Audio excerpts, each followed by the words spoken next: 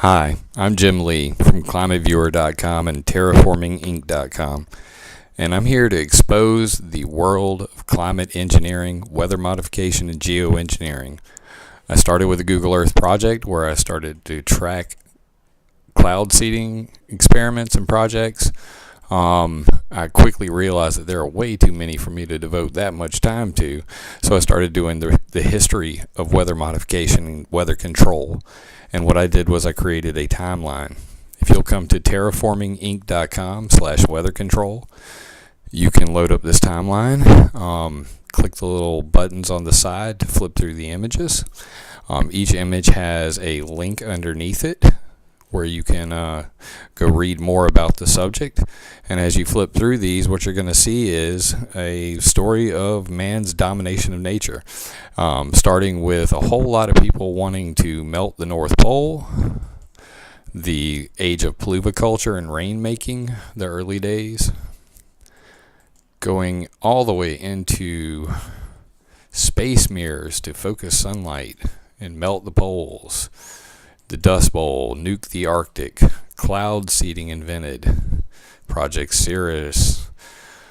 Oh yeah, it just gets crazier and crazier the further you go. We nuked the skies, Operation Hardtack, Operation Argus, created new radiation belts. They were never there before. Sound like nuking the Arctic to me?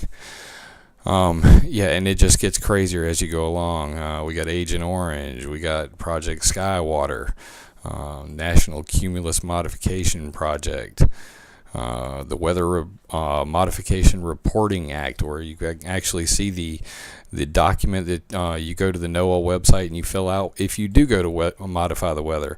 The list goes on. I'm going to hit a couple of the really cool ones. AMEG is saying that 50 gigatons of methane could be released at any moment. It's the Arctic Methane Emergency Group, and they're calling for worldwide geoengineering immediately. Good times. HARP has created a plasma fireball in the sky for over an hour. Pretty awesome. Ionospheric space weather modification. World's first rogue geoengineer did some iron fertilization out in the ocean, and it was caught on camera. Gotta love that. DARPA Project Nimbus, laser-guided lightning weapon. They're literally using lasers to direct lightning and blow stuff up. It doesn't take much of a gamble to say that they're probably going to use the YAL airborne laser. You fire it through a thunderstorm and you can pretty much direct your lightning bolts. Lucy in the Sky with Diamonds, using radars to turn noctilucent methane clouds into diamond dust to reflect sunlight. Crazy, crazy stuff. Using radars to change gas clouds into diamonds. Sound like 007 to me. To reflect sunlight. It's called Geoengineering SRM, or Solar Radiation Management. It's to prevent global warming. Scientists are just crazy nowadays. Aqueous and SciBlue Inc. SciBlue Inc. is an U.S. Air Force company. Aqueous is a private group. They are using the proprietary weather modification system, operates by utilizing resonance signals to divert oceanic atmospheric rivers into areas experiencing severe drought.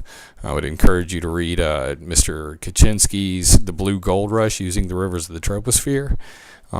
Good, crazy stuff. Using radars to move entire columns of water. This stuff is out there. Everything in here is 100% legit. Click the bottom. You can click over to read where all this stuff came from, read more about it. But right now, people like Ken Caldera, pictured here, and David Keith are using Bill Gates' money. It's called FICER, FICER. And they're trying to get this geoengineering SRM passed by the governments. They've already testified at Congress.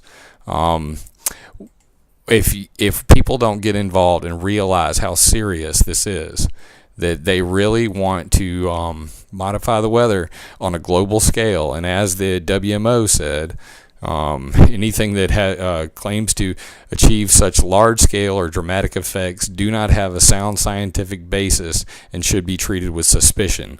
You can't get any more large-scale than geoengineering SRM. This is them testifying at Congress, trying to get it passed. But the most important thing you need to know is this. The Asilomar Conference, it was said best in a Jeff Goodall article. In other words, if the public comes to see geoengineering as one attendee put it, a crazy idea cooked up by rich Anglo-Saxons to dominate the client, then they will all be rightfully tarred and feathered. I think a tarring and feathering is in order. These guys are out there, and what they're talking about doing with their little boats, and they're spraying urea. The military sprays pee-pee to disperse fog around the airports. Urea, people, fertilizer. It just gets crazier every year, and from what I've read, I put it into this timeline. This took 2 years of research. I will continue to update it over the near future, but please, everybody, you can get involved in this topic. It affects us all. The weather's over your head.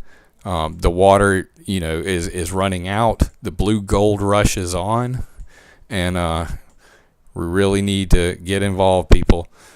They're already testing the EPEACE Eastern Pacific Emitted Aerosol Cloud Experiment, Geoengineering SRM experiment to test cloud brightening for the Silver Lining Project boats. It's John Latham Silver, Stephen Salter.